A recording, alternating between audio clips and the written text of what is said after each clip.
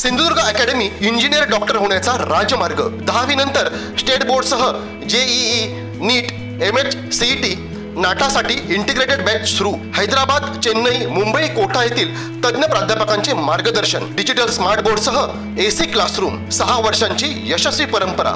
आमच्या संस्थेतील 82 विद्यार्थ्यांना मेडिकल तर 134 विद्यार्थ्यांना इंजिनिअरिंगला प्रवेश। पत्ता इंद्रायणी शिक्षण प्रसारक मंडळ संचलित Pushpasen Sawant science junior college, वाडी उमरमळा, मुंबई गोवा महामार्ग, ओरोस। संपर्क 91 58 78 83 45 87 88 10 18 53। लाडली बहीण योजना ही महायुती सरकारची अतिशय महत्वाकांक्षी आणि लोकप्रिय योजना होत चाललेली आहे। राज्यातल्या माता भगिनींना खऱ्या अर्थाने आधार देणारी ही योजना आहे आणि जेव्हापासून ही योजना जाहीर झालेली आहे तेव्हापासून महाविकास आघाडीचे सर्वच पक्ष यांना पोटशूळ उठलेला आहे, पोटात दुखायला लागलेला आहे। राज्यातल्या माता भगिनींना भलं होत आहे, आर्थिक सक्षमता होत आहे हे त्यांना बघवत नाहीये आणि म्हणूनच उद्धव ठाकरे जे असतील, नाना पटोले असतील, काँग्रेस असेल, राष्ट्रवादी काँग्रेस, शरद पवार गट असेल, सातत्याने या योजनावर टीका करण्याचं काम सुरू आहे। आजही सकाळी बोलत असताना संजय राजाराम राऊतनी आमचं सरकार आल्यावर ही योजना बंद करू अशा पद्धतीचं वाक्य त्या पत्रकार परिषदेमध्ये वापरलेलं आहे। हे राज्यातल्या माता भगिनींनी अतिशय काळजीपूर्वक ऐकलं पाहिजे की आमचं एका बाजूला आमचं महायुतीचं सरकार लाडली बहीण योजना आणून आपल्याला आर्थिक सक्षम करू पाहतंय, पण चुकून अगर महाविकास आघाडीचं सरकार आलं तर आपल्याला आर्थिक सक्षम करणारी ही योजना महाविकास आघाडीचं सरकार बंद करेल अशा पद्धतीची मानसिकता या महाविकास आघाडीच्या नेते मंडळींची आहे। या गोष्टीची दखल राज्यातल्या माता भगिनींनी घ्यावी ही मी त्यांना विनंती करतो। कुठल्याही गोष्टी अगर राज्यात काही चांगलं होत असेल पण ते ह्याला बघवत नाही, आदरणीय मोदीजी आणि आदरणीय अमित शहाजींना महाराष्ट्राचे शत्रू म्हणायचं आणि महाराष्ट्रातल्या माता भगिनींचं काहीतरी चांगलं होत असेल तर आम्ही ती सत्तेत आल्यावर योजनाच बंद करू अशा पद्धतीची मानसिकता आणि उद्दिष्ट अगर महाविकास आघाडीचं असेल तर राज्यातल्या माता भगिनींनी याबद्दल विचार करावा हेच या निमित्ताने मी विनंती करेन। केंद्रातलं आमचं एनडीएचं सरकार हे खंडणी देऊन सत्तेमध्ये आहे। मोदीजींना आज स्पष्ट बहुमत नाहीये। मोदीजी स्वतःच्या ताकदीवर पंतप्रधान झालेले नाहीयेत। बोलणारा संजय राजाराम राऊत ज्याचा कामगार आहे, त्याचा मालक उद्धव ठाकरे जेव्हा मुख्यमंत्री झाले हे स्वतःच्या पक्षाच्या ताकदीवर झाले होते का? त्यांनी राज्यात 145 पेक्षा जास्त आमदार स्वतःच्या ताकदीवर आणले होते का? तेव्हाही काँग्रेस आणि राष्ट्रवादीच्या ताकदीवर किंवा भारतीय जनता पक्षाच्या पाठीत खंजीर खुपसून सत्तेमध्ये आले, बैमानी करून सत्तेमध्ये आले, स्वतःचे आमदार टिकू शकले नाही आणि केंद्रातल्या आमच्या भक्कम अशा सरकारवर नावं ठेवण्याची हिंमत हा संजय राजाराम राऊत जे करतोय। तर म्हणून संजय राजाराम राऊतला सांगेन स्वतःची लायकी ओळखावी। तुमचा स्ट्राईक रेट लोकसभेमध्ये काय होता? 21 लढवले आहेत, 9 जिंकून आलेले आहेत, म्हणून लायकीप्रमाणे बोलावं एवढं त्या निमित्ताने सांगितलं।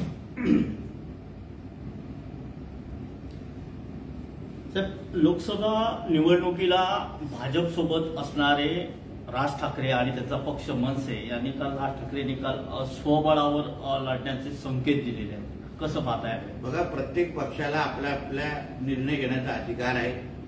राजसाहेबांचं भाषण मी शिवाजी पार्कचं आवर्जून ऐकलेलं. आदरणीय मोदीजींना त्यांनी बिनशर्त पाठिंबा दिलेला. आता काल त्यांनी घोषणा केलेली आहे. मला असं वाटतं त्यांनी आपल्या पक्षाबद्दल भूमिका घेतली असेल तरी येणाऱ्या काळासाठी थोडा वेळ थांबू, वेट अँड वॉच करू पुढे काय काय होतं. यावरून संजय राऊत असं म्हणतायत की लोकसभेला एक भूमिका आणि महिन्याभरात दुसरी भूमिका ही कोणाला तरी कुठल्या तरी पक्षाला मदत करण्याची भूमिका आहे.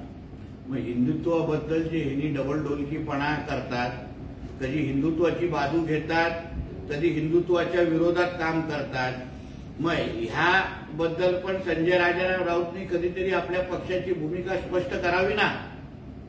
दुसऱ्यांना डबलडोलकी बोलण्या अगोदर तुमची भूमिका 2019च्या अगोदर काय होती विधानसभेच्या आणि 2019च्या नंतर तुम्हाला काँग्रेस आणि राष्ट्रवादींनी बिस्किट फेकल्यानंतर तुमची काय अवस्था झाली ह्याबद्दल पहिला भूमिका स्पष्ट करा आणि मग दुसऱ्यांवर टीका करा. तर संजय राऊत असं म्हणतात की पुराशी सामना करायला बिहारला 18,000 कोटी, महाराष्ट्राचा पूर दिसत नाही का, किमान 1,000 कोटी तरी द्यायचे होते. म्हणून मी त्या दिवशी माझ्या पत्रकार परिषदेला सांगितलं, शाळेतल्या वर्गातल्या सर्व विद्यार्थीला अगर अर्थसंकल्प समजवायला सांगितलं तर मग अशा पद्धतीचे वाक्य येतात. नेमकं महाराष्ट्राला काय मिळालेलं आहे अर्थसंकल्पामध्ये हे ज्याला कळलंच नाही, समजून घ्यायचंच नाही, त्यांनी ह्या पद्धतीचं वाक्य करू बोलू शकतो. मुळामध्ये महाराष्ट्राला काय काय मिळालेलं आहे त्याबद्दल अगर माहिती घ्यायची असेल तर मोबाईलवर तरी आमच्या आदरणीय देवेंद्र फडणवीसजींची पत्रकार परिषद बघ लपून सामन्याच्या कोपऱ्यातला जाऊन, तर तुला कळेल अर्थसंकल्पामध्ये महाराष्ट्राला किती भरभरून मिळालेला आहे हे थोडं कळेल. विरोधी पक्षाच्या नेत्यांचे फोन रेकॉर्ड करा, लोकांना ब्लॅकमेल करा, हीच भाजपची नीती. आमचे फोन चोरून ऐकणाऱ्या अधिकाऱ्याला फडणवीसांनी महासंचालक बनवलं, त्यांच्याकडून काय अपेक्षा असं संजय राऊत म्हणतात. महाविकास आघाडीच्या काळात विरोधकांच्या नावाने काय सत्यनारायणची पूजा घालायची काय लोक. प्रत्येक विरोधकांच्या मागे खोट्या केसेस टाकणं, मातोश्रीच्या कुठल्या माळ्यावर कुठले हॅकर बसून कोण विरोधकांचे फोन टॅप करायचे ह्याची माहिती मग राज्याला आम्ही द्यायचं का. मातोश्रीची कुठली वहिनी बसून विरोधकांचे फोन टॅपिंगसाठी हॅकरना पैसे द्यायची ह्याची पण थोडी माहिती द्यायची का. म्हणून स्वतःच्या बुडाखाली किती आग लागली ते बघा आणि मग दुसऱ्यांवर आरोप करा. देवेंद्र फडणवीस आणि त्यांच्या टोळीनं महाराष्ट्राचं राजकीय अधपतन केलं. महाराष्ट्रालाही नॉन बायोलॉजिकल गृहमंत्री मिळाले असं संजय राऊत. 2019च्या नंतर खऱ्या अर्थाने ज्यावेळी उद्धव ठाकरेंनी भारतीय जनता पक्षाची साथ सोडली, महाराष्ट्राच्या जनतेने दिलेल्या कौलाच्या विरोधात गेले, तेव्हापासूनच महाराष्ट्राच्या राजकारणाची अधोगती व्हायला सुरुवात झालेली आहे. आणि बायोलॉजिकल नॉन बायोलॉजिकलची अगर यादी काढायची असेल तर मग संजय राजारावची ज्या दिवशी नॉन बायोलॉजिकल आणि बायोलॉजिकलची यादी आम्ही प्रकाशित करू ना, घरातले पण तुला चपला मारून बाहेर फेकून देतील या गोष्टीची काळजी घे. म्हणून बायोलॉजिकल नॉन बायोलॉजिकल बोलण्याची हिंमत पण संजय राजारावांनी बोलू नये, कारण का त्याचे बायोलॉजिकल कुठे कुठे राज्यामध्ये फिरतायत, मग फोटो सकट आम्ही जाहीर करू. आणि नेमका हा पवारांचा नॉन बायोलॉजिकल आहे ते आता 10 जनपदचा बायोलॉजिकल आहे, ह्याचं पण थोडं उत्तर संजय राजाराम राऊतनी स्वतःच द्यावं. विरोधक येत नसतील तर ठीक आहे, सरकारने आपली भूमिका स्पष्ट करावी आणि मराठ्यांना आरक्षण द्यावं. जरांगे पाटील विरोधकांची भूमिका ह्याबद्दल महत्वाची आहे ना, कारण का सर्व पक्ष मराठा आरक्षण द्यायचं असेल तर राज्यातल्या प्रत्येक पक्षाने आपली भूमिका जाहीर करावी असं आम्ही वारंवार सांगतोय. राज्य सरकार हे मराठा आरक्षणाबद्दल सकारात्मक आहे हे पहिल्यापासून सांगतोय, पण नाना पटोलेजी असतील, काँग्रेस असेल, उभाटा असेल, उद्धव ठाकरेजी असतील, शरद पवार ची राष्ट्रवादी असेल, ह्यांना स्वतंत्र आरक्षण हवंय की ओबीसीतून आरक्षण हवंय ही भूमिका स्पष्ट झाली पाहिजे ना.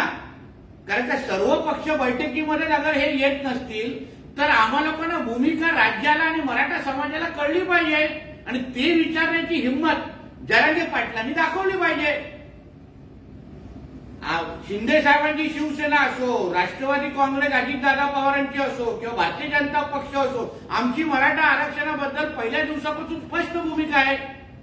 पण महाविकास आघाडीची मराठा आरक्षणाबद्दल काय भूमिका आहे? कारण का त्यांचा प्रत्येक खासदार हा आम्हाला स्वतंत्र आरक्षण पाहिजे अशीच भूमिका लोकसभेमध्ये मांडतोय. पवार साहेबांचे जुने व्हिडिओ 100 तरी आम्ही दाखवू शकतो जिथे त्यांनी स्पष्ट सांगितलेलं आहे ओबीसीच्या आरक्षणाला हात न लावता मराठ्यांना आरक्षण द्यावं. तर जरांगे पाटील हे पवार साहेबांना भूमिका विचारण्याची हिंमत ठेवणार का? जसं देवेंद्र फडणवीसजींवर टीका करतात तसं पवार साहेबांना एकदा तरी विचारण्याची हिंमत करा की तुम्हाला स्वतंत्र आरक्षण पाहिजे की ओबीसीतून आरक्षण पाहिजे, मग आम्ही तुमचा जाहीर सत्कार, नागरिक सत्कार करू सिंधुदुर्गामध्ये आणून. ताज्या अपडेट्स आणि ताज्या बातम्यांसाठी आजच सबस्क्राईब करा आपला Sindhudurg digital news channel. Like करा, शेअर करा, कमेंट करा आणि महत्त्वाचं म्हणजे बेल आयकॉनला क्लिक करायला विसरू नका.